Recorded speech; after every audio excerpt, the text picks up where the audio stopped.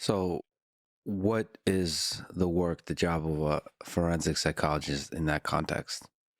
In the Depp Heard trial, I was serving as an expert witness based on a psychological evaluation of one of the parties. So, forensic psychologists can serve the court or in legal matters in a number of ways. They can act as a confidential consultant for an attorney on a case. Or they can even assist with jury selection. They might testify without doing an evaluation if they're just coming in to testify about sort of a subject matter. And then they wouldn't be answering specific questions to either of the parties, but just talking more hypothetically about a field area.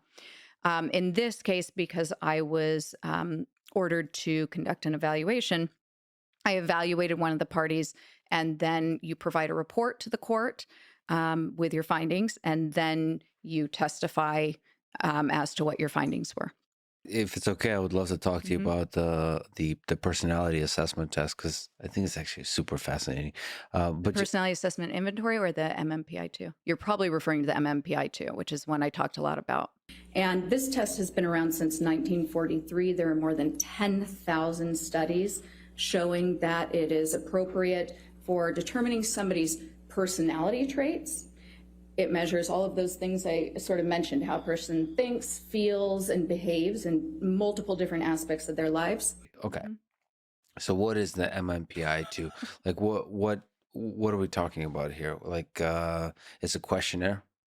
Yes, that's a great start. So it it it is a questionnaire, yet 567 yes, no questions. I'm going to tell you what's most beautiful about this test.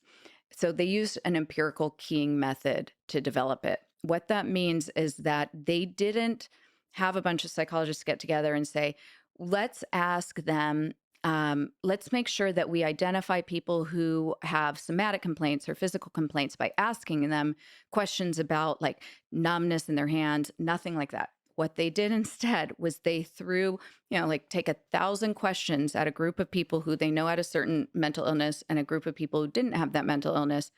And then they looked for patterns in what the people with the mental illness endorsed as yes and no of those random questions. Hmm. So it would be, for instance, there's a bronze light fixture right there. One of the questions out of the 1,000 might be, I like light fixtures that are bronze, true or false. And they looked for correlations in the way people would answer to these completely innocuous, just boring questions.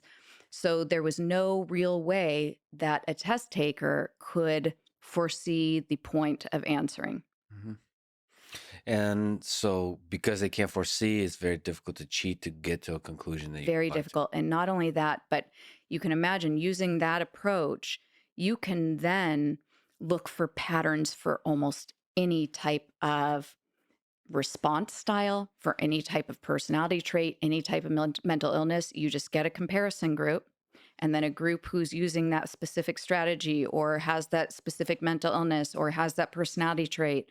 And you just look for patterns. The reason I also really like this test, whenever you're using a test for an evaluation that's going to be used in a forensic setting, people have a lot of incentive to present themselves in a way that's going to benefit their case. You've got validity scales, and those are just fascinating and often one of the most useful parts of this test in forensic contexts because they show you how a person is approaching the test, how they're answering questions about themselves.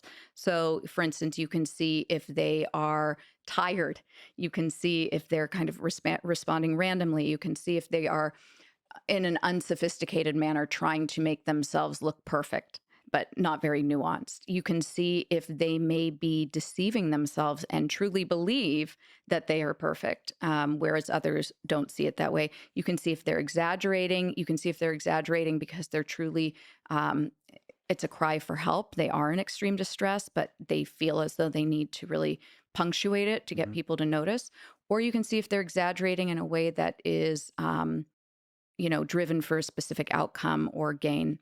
It's just fascinating, and it's the most well-developed assessment we have for a person's approach to answering questions about So, themselves, so it gives you the context about how honest they're being. the state of the person as they're answering them. Yeah, yeah, their honesty, their how forthcoming they're being and how accurate they're being. What's a code type? A code type, let me think of how to explain this very, very simply. You have these clinical scales as well. You have 10 clinical scales that look for different kind of primary clinical pathology issues. This test doesn't tell you anything good about yourself. At best, it just tells you that you're not responding in a way that is dishonest and that you are not hugely problematic. But there's, it's not looking for strength. So you have these 10 clinical scales that look for variations above the mean of the population. Hmm.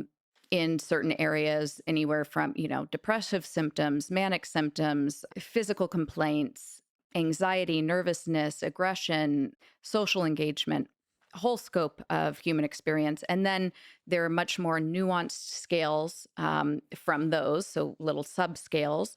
And then the real power, though, of the MMPI-2 is in, as you said, these code types. And these code types are additional patterns that have been detected that really can be more defining of a personality. So you look for peaks. There can be either two extreme peaks or three typically that make a code type. And those peaks are higher scores Hmm.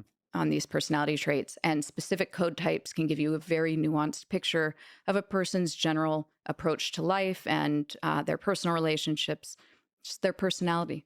So you can build on top of those code types an understanding, yeah, how that person is going to deal with different kinds of situations. Mhm. And then there's, by the way, a lot of code types. There are a lot I of was code looking at types. them; There are they're a pretty lot. interesting. It is I want to truly take this test. fascinating. As I wanted to see which one I would. I have given it to some people in my life. It's just phenomenal. How hard is it on your side of the table to give the test?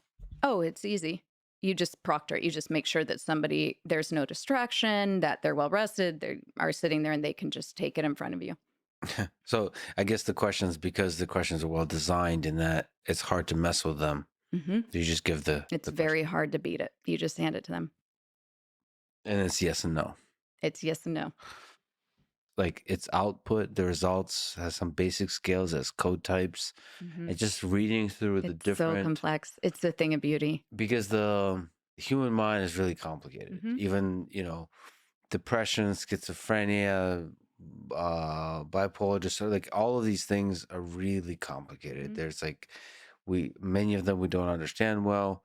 There seems to be a huge amount of variance, and yet you have to be able to stitch together a bunch of characteristics that give you intuition about the unique aspects of each person. You Hmm. want to be able to have tests that get you closer to identifying the peculiar flaws or beauties of a particular mind. So this seems to do a good job. Just reading through the different Can I borrow that descriptions of the next time I code types. No, I testify? don't know. That was the best No, I don't know. description. I don't know. I'm being poetic. I apologize. No, But that was you a have to be beautiful description. you have to be in part poetic about the human mind. It's not math. It's psychology.